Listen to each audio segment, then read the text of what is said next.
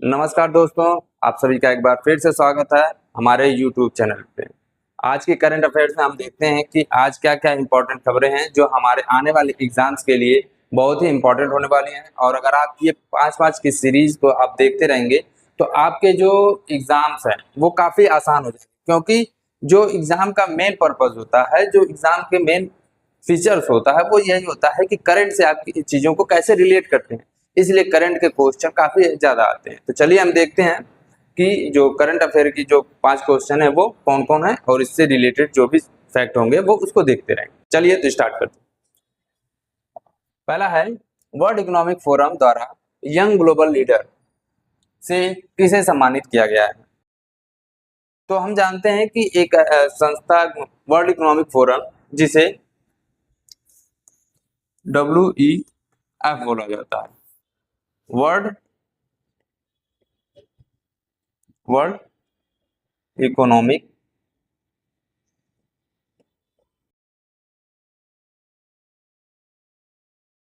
Forum, ये एक ऐसी संस्था है जो दुनिया में जो आर्थिक स्थिति है, जो दुनिया की आ, समृद्धि है, दुनिया का विकास है, हाँ, विश्व के विश्व के विकास विकास और समृद्धि, दुनिया के विकास और समृद्धि में सहायता पहुंचाती है। और ये सरकारी और गैर सरकारी संगठनों सरकारी और सरकारी और गैर सरकारी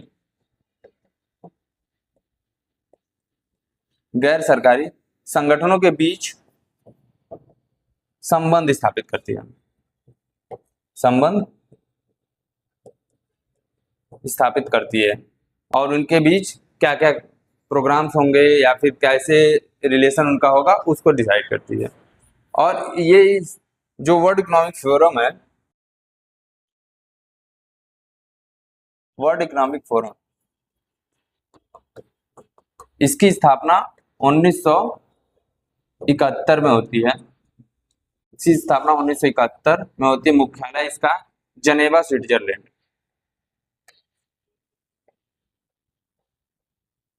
जनेवा,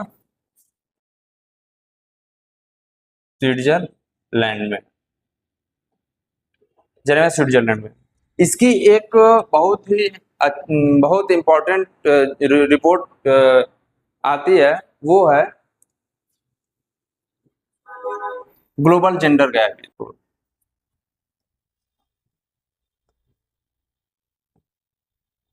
gender gap global gender gap report. इसमें हाल ही में भारत किस नंबर पे है? 131वें नंबर पे। कितने देशों में? 148 देशों में। और इसकी एक और रिपोर्ट आती है जिसका नाम है ग्लोबल रिस्क रिपोर्ट।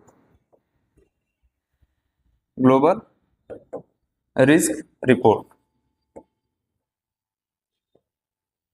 इसमें यह है कि किसी देश में आप अगर व्यापार करने जा रहे हैं तो वो वहां पे कितना रिस्क है, किस चीजों में, जैसे साइबर क्राइम हो गया या फिर जो क्लियरेंस वगैरह है, इसमें क्या क्या प्रॉब्लम्स आती हैं, वो एक चीज है। और एक और इसकी रिपोर्ट आती है जिस वर्ल्ड कॉम्पिटिटिवनेस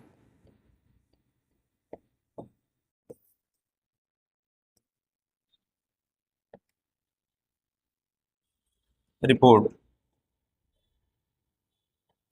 ये भी बताता है कि विश्व में जो भी चीजें हैं उसमें जो कंपटीशन है वो किस हिसाब से चल रहा है और नए नए लोग किस हिसाब से एंटरप्रेन्योरशिप के माध्यम से अपने आप को डेवलप कर रहे हैं। तो इसी में एक रिपोर्ट आती है जिसका मतलब, रिपोर्ट नहीं, इसका एक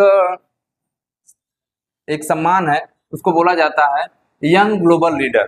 तो यंग ग्लोबल लीडर ये वर्ल्ड इकोनॉमिक फोरम द्वारा दिया जाता है। ये उन लोगों को चूज करता है अलग अलग देशों से, उन युवाओं को जिनकी उम्र 40 से कम है, 40 से कम है, और जो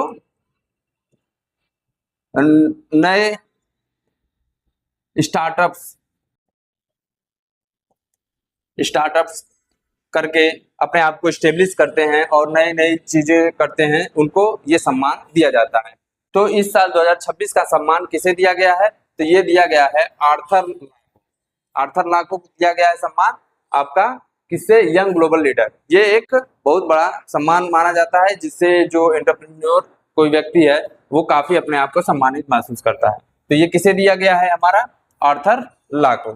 चलिए आइए अगला क्वेश्चन देखते हैं। अगला क्वेश्चन है हमारा कि किस पूर्वोत्तर राज्य ने खासी और गारो भाषाओं को राज्य भाषा के रूप में मान्यता दी? तो एक राज्य है जिसका नाम मेघालय होता है। मेघालय मेघालय मेघालय। तो यहाँ पे तीन पहाड़ियां हैं। एक है गारो, दूसरी है खासी और तीसरी है जैंतिया। और ये राज्य के इस तरह से बैठी हुई है। ये गारो, खासी, जैंतिया ऐसे है।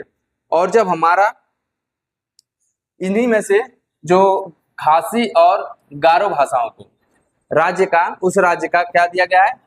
गारो और खासी को क्या दिया गया है? राज्य भाषा के रूप में नॉमिनेट किया गया, मान्यता दी गई।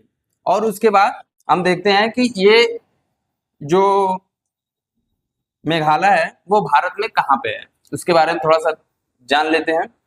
जो मेघालय है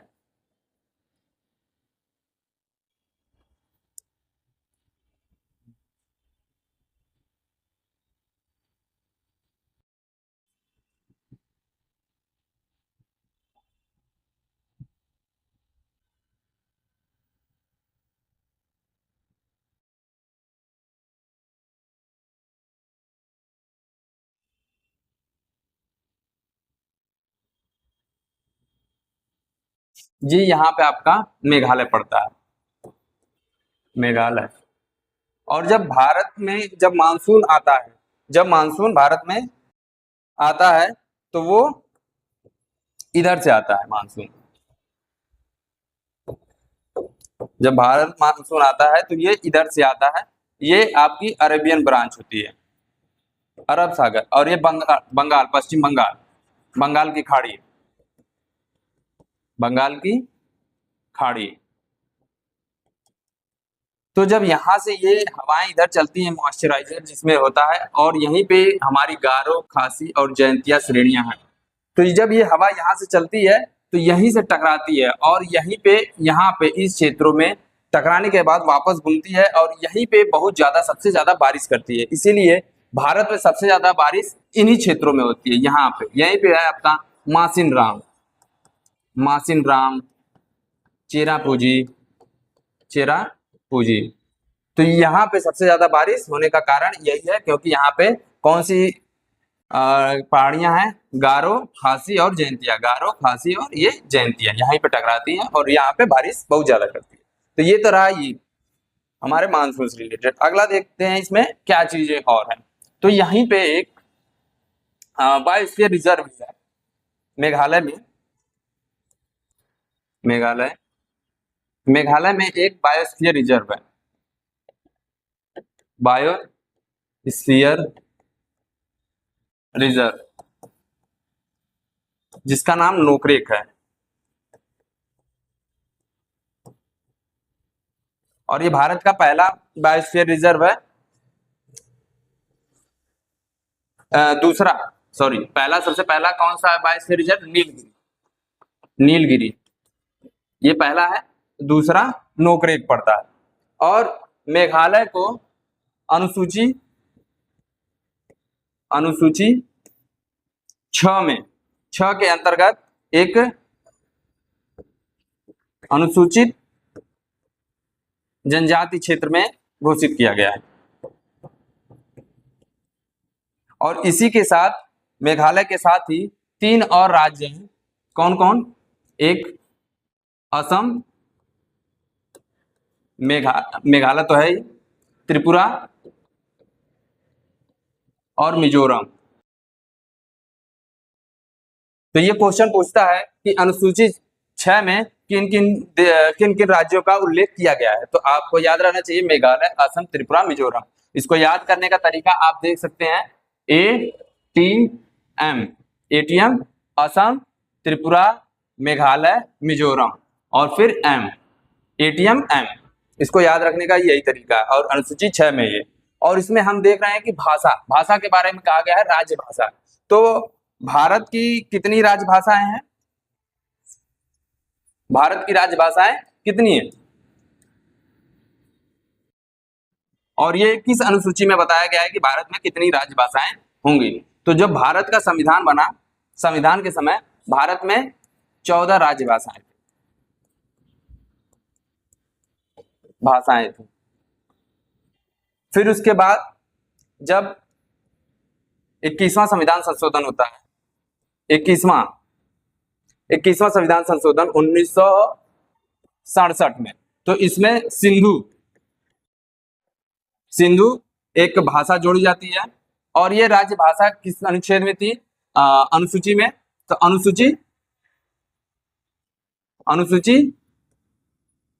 अनुसूची 8 में। वर्तमान में कितनी भाषाएं हैं? वर्तमान में 22 भाषाएं। पहले 14 भाषाएं थी, उसके बाद 21वां संविधान संशोधन होता है, फिर उसके बाद 71वां संविधान संशोधन होता है 1992 में। 1992 में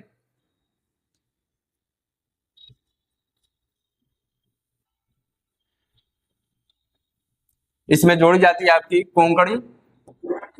कोंकणी, नेपाली, मणिपुरी। और फिर उसके बाद 91वां संविधान संशोधन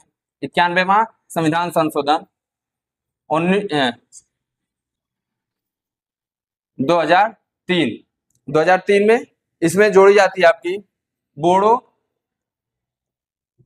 डोंगरी, मैथिली और संथाली।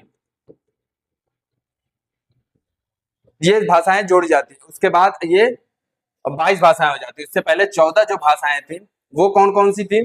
तो 14 भाषाओं में आपका सबसे पहला था कश्मीरी, पंजाबी, हिंदी, बंगाली, उड़िया, मराठी, गुजराती, फिर उसके बाद असमिया, तमिल, तेलुगु, मलयालम और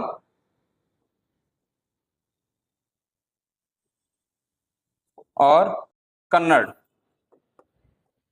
ये भाषाएं 1 2 3 4 5 6 7 8 9 10 11 12, ये 12 भाषाएं। फिर उसके बाद एक होती है आपकी संस्कृत और उर्दू। ये 14 भाषाएं पहले से मौजूद होती हैं। फिर उसके बाद संविधान संशोधन 21वां संविधान संशोधन किया जाता है 1967 में, जिसमें सिंधु जोड़ी जाती है। तो ये 15वां हो गया। फिर उसके बाद 71वां संविधान संशोधन 92 में, तो 15वां, 16वां, 17वां, 18वां हो जाता है। फिर उसके बाद 91वां संविधान संशोधन 2003 में किया जाता है, जिसमें 1 2 3 4 भाषाएं और जोड़ी जाती हैं, 19वां, 20वां, 21वां, 22वां। तो पूरी इस समय भारत में जो राजभाषा है वो कितनी है? 22 राजभाषा है। तो हम क्वेश्चन देखते हैं कि क्या है। किस पूर्वोत्तर राज्य ने खासी और गारो भाषाओं को राजभाषा के रूप में मान्यता दी है? तो ये जो हमारा मेघालय है, ये हमारा जो मेघालय है वो उसने क्या किया है? तो खासी और गारो भाषाओं को राजभाषा के रूप में मान्यता दी है, राजभाषा के रूप में मान्यता दी है। अच्छा, एक चीज थोड़ा सा गलत हो गया, उसको आप लोग सही कर लीजिएगा। जो हमारा 21वां संविधान संशोधन, 21वां, फिर उसके बाद 71वां, फिर उसके बाद 91वां नहीं रहेगा, 92वां संविधान संशोधन होगा। सॉरी, इस पे ये थोड़ा गलती हो गई है, पीछे आप लोग सही कर लीजिएगा। इसमें जोड़ी जाती है सिंधु, सिंधु, इसमें नेपाली, कोंकणी और मणिपुरी, मणिपुरी, और इसमें जोड़ी जाती है बोडो, डोंगरी, मैथिली, संथाली। इसको आप लोग करेक्ट कर लीजिएगा। और ये 2003 में, 2003 में, ये 1992 में, और ये 1967 में। ये था आपका दूसरे आंसर, मेघालय सही हो जाएगा। चलिए अगला क्वेश्चन देखते हैं। अगला क्वेश्चन है हमारा कि मई जून 2026 में आयोजित होने वाली सैफ महिला चैंपियनशिप की मेजबानी भारत के किस शहर में हो रही है? तो सैफ की जो मेजबानी करेगा वो कौन कर रहा है? तो वो आपका कर रहा है मझगांव, यानी डॉकयार्ड लिमिटेड, जिसे जो कहाँ पे है, गोवा में स्थित है। ये आपका आंसर डी सही हो जाएगा। चलिए अगला देखते हैं। अगला क्वेश्चन है हमारा, हाल ही में चर्चा में रहा महानदी जल विवाद मुख्य रूप से किन दो राज्यों के बीच है? तो आपने कभी ना कभी जरूर महानदी के बारे में सुना होगा, महानदी के बारे में, जो काफी इंपॉर्टेंट नदी है। ये दो राज्यों से होकर जाती है। एक है आपका छत्तीसगढ़, छत्तीसगढ़, दूसरा है आपका उड़ीसा। और ये नदी ऐसे जाती है, इसमें ये बायां है, बायां, और ये दायां, क्योंकि नदी इस तरह से बहती है, तो ये बायां हो गया और ये दायां हो गया। तो बाएं से इसमें जो नदियां मिलती हैं और जो दाएं से मिलती हैं, उसमें कौन कौन सी नदियां हैं? इसमें है जूं, जूं, फिर है ऊंग, और फिर है उसके बाद तेल। तेल, कई बार क्वेश्चन पूछता है कि तेल नदी किस नदी की सहायक नदी? ठीक, बहुत से लोग गलत कर देते हैं, इरावदी वगैरह लगा देते हैं। और फिर उसके बाद बाएं से आने वाली नदियां हैं शिवनाथ, शिवनाथ, हसदेव, हसदेव, मांड, मांड, और आपका यहीं पे एक नदी है, क्या नाम है उसका, ईब, ईब रिवर है।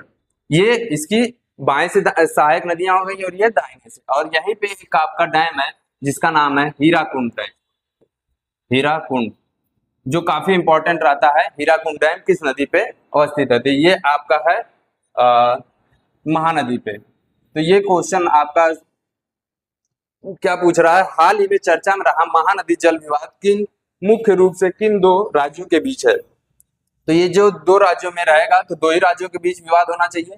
तो कौन कौन सा है? एक छत्तीसगढ़ है और दूसरा उड़ीसा। तो उड़ीसा और छत्तीसगढ़, आपका ये वाला ऑप्शन बिल्कुल सही हो जाएगा। अगला क्वेश्चन है, अगला क्वेश्चन हम देखते हैं। अगला क्वेश्चन है, भारत ने अप्रैल 2026 में किस देश के साथ रक्षा औद्योगिक सहयोग रोडमैप पर हस्ताक्षर किए हैं? तो ये हमारा आंसर हो जाएगा, अभी भारत जर्मनी के साथ बहुत ही जो औद्योगिक सहयोग है उसको बढ़ावा देने की कोशिश कर रहा है। तो आपका ऑप्शन हो जाएगा ए।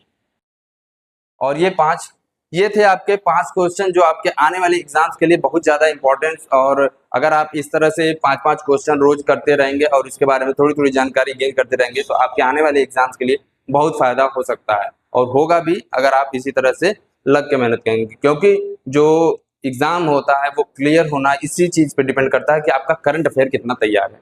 तो चलिए, ये रहा आज के करंट अफेयर। तो चलिए, इसी तरह करंट अफेयर की और न्यूज़ सुनने के लिए हमारे YouTube चैनल से जुड़े रहिए। धन्यवाद।